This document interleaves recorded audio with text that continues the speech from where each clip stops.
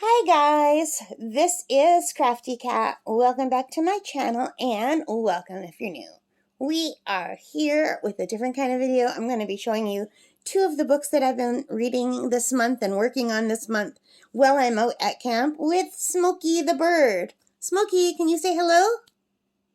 Hello. Anyway, as you can see, I'm in my living room at camp overlooking the lake. A beautiful day today, finally. We had a few days of storms, like big thunderstorms. They're really cool, actually. They're fun to watch. I was a little bit scared for one of them because there was a extreme storm alert, but the main storm didn't hit me. So I got the thunder and the lightning, but I didn't get the 90-kilometer-an-hour winds that they were calling for, thank God. But anyway, I've been reading these books. Let me show you. So one is called Drawing on the Right Side of the Brain. It is by Betty Edwards. I got this at Thrift Books a while ago. And it's pretty interesting. I'm not very far in. There's a lot of stuff that I think is probably old science. Like it's not up-to-date science at all. But I still like the drawing exercises. Because I have to learn how to sketch, so I'm not going to like go through the whole book, but it's pretty cool. It's interesting, and it's fun to read, and I majored in psychology, went back years ago when I went to school, when I went to university, and so it's interesting because it's based on psychology and the brain, but it's got lots of student drawings, like showing how when they first started doing portraits, this is how they looked, and then later how much better they got, which is really cool. And it teaches a lot of techniques. I'm not interested in portrait drawing, but I would like to make figures for pictures, like, you know, when you're doing a landscape and there's people in the distance, I would like to be able to do that. And there's like different techniques that they show you, and like you have to draw this. This is just a little portion of it, and I did some of them. There's a lot of stuff I won't use, and it shows how even Vincent van Gogh wasn't very great when he started out. That's one of his early paintings, as opposed, not paintings, but drawings, as opposed to one of his later ones. Pretty cool. And yeah, there's just a lot of different things. It's mostly just really interesting to read, you know? It talks about the right and the left side of the brain. I don't know if that's anymore, if that's considered, what am I trying to say? I think a lot of this is out of date. And then it shows like that, is this a vase or is this two people? And then it asks you to draw it, which I tried. I'm really bad. So I'm not good at sketching. I'm better at painting than sketching. But if I want to get better at painting, I have to get better at sketching. It tells you should turn things upside down when you're drawing, so you could perceive things differently. And this is where I left off. I didn't do any more than that. So I'm only on page 53 because I've been doing a lot of diamond painting instead. And I did do some sketching, and I'll show you, but it's just a lot of stuff on my own instead of following the book. And then there's this book, Bird. Yeah, I gotta draw a bird, Smokey. This is a nice book. I like this book better than that book. This book is interesting, but I like this one better. This is Nature Drawing, A Tool for Learning by Claire Walker Leslie. And I think it's because I am interested in nature drawing. Smokey's giving you all kinds of sound effects now. Anyway, and there's a picture of the artist. This is an older book. It's pretty cool, though. And again, I only got to here. But I am doing the exercises in this book. So it's taking a long time. And here are the first two people that it belonged to. Someone named Marika and Hector own these. And now me. I should put my name in there, too. No? Should I put my name in here, Smokey? So hang on, I'm just turning the pages. So one thing that caught my interest is right at the beginning. There's a picture of crayfish. And I've been trying to find a crayfish to take a picture of. And I even brought my underwater camera. And I have not found a crayfish yet this year. But last year, I got some really good pictures of crayfish. So I do want to try to draw a crayfish. So, yeah. So it just goes through plants and mushrooms and flowers and vegetation. And I'm not into the animals yet, which I'm really interested in, and birds. And then chapter 8 is how to keep a field sketchbook. I'm not there yet.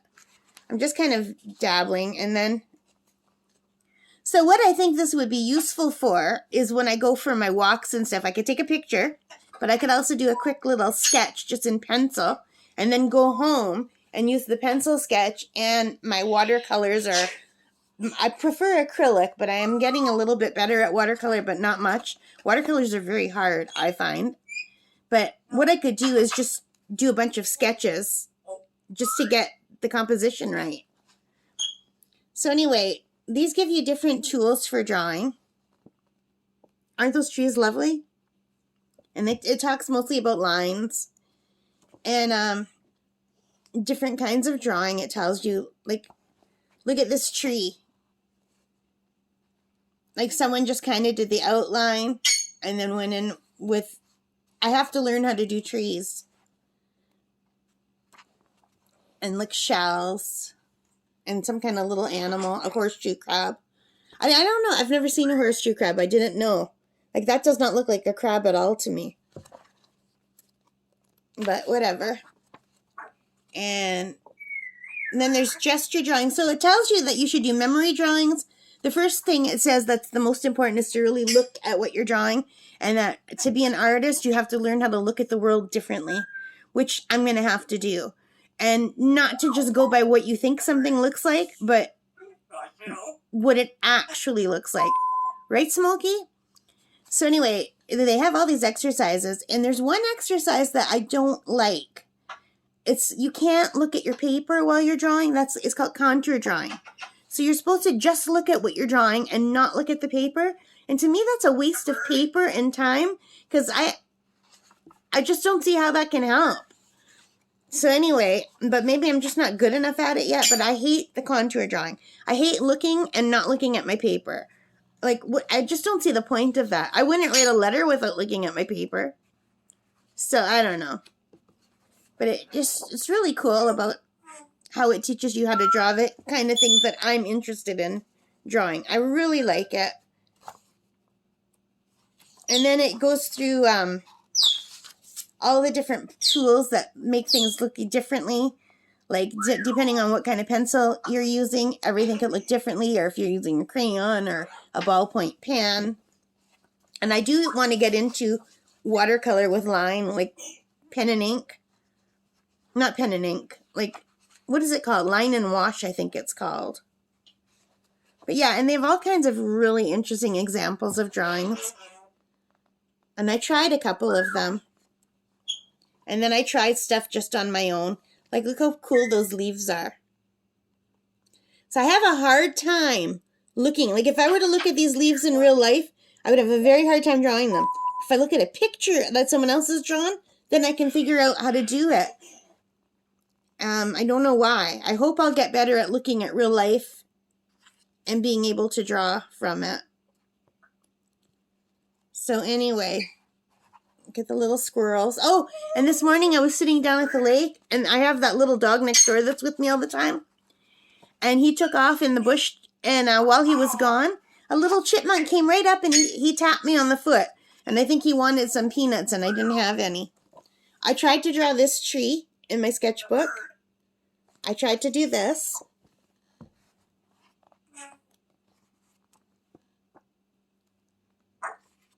But yeah, it's really cool. I really do like this book. If you're looking for a book for nature drawings, I would really suggest this one. You can pick it up on maybe Amazon, or Thrift Books has more copies. And now this is where I'm left off. And I did do an exercise like this before. So now it's talking about negative space, and that which is the space in between. And it says that when you look at something, you should imagine you're cutting it out. So if I'm looking outside, like if I'm looking at this scene, I'd imagine I'm cutting Smokey's cage out of the background. So that kind of helps, you know. But I have so much more to learn. And my problem is I don't retain it. I don't remember. I've read other books on sketching that it just goes in one ear and out the other. But I thought you might be interested in what I am reading while I was out here. And this video went much longer, but I think I'm going to put a cut here because it's just too long. So I hope you like this, and if you did, please hit that like button, subscribe, leave your comments, and thank you so much for your support, guys. All right, happy crafting, or happy reading, or happy drawing, whatever you like to do. Take care and stay safe. Bye for now.